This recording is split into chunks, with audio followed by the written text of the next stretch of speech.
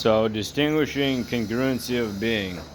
Congruency of being is when we are in a state of wholeness, when we are complete, when we don't need anything from the outside. Everything that we have is within us. Congruency of being is when we are living from a place of love, when we're not living from a place of our ego. Congruency of being is when our walk, when the things that we do matches up with the words that we speak. Congruency of being is me showing up as who I say that I am. Congruency is not congruency is integrity. Congruency of being is coming from a place of authenticity.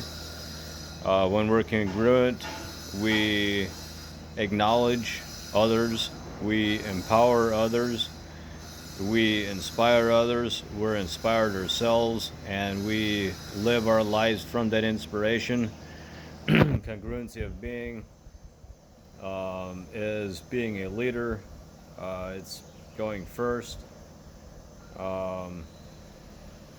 And congruency of being is also a lighthouse. Being who we say that we are, so that others see us in such a way that they're also inspired to be congruent with who they say they are.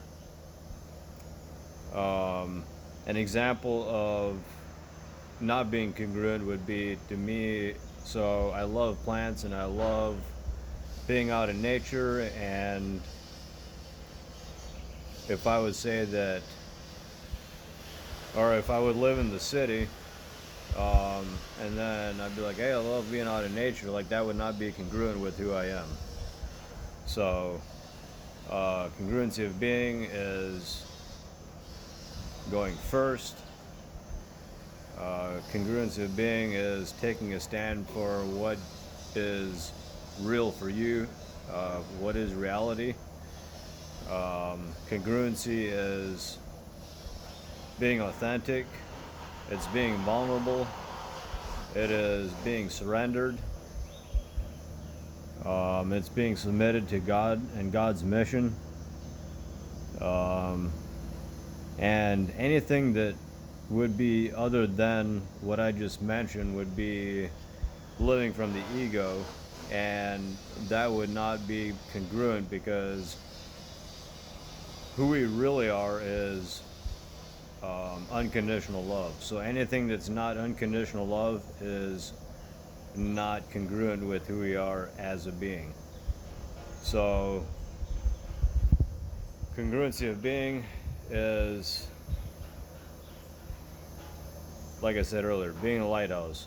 It's not being angry, it's not being judgmental. It's using our words to speak life into others. Congruency of being.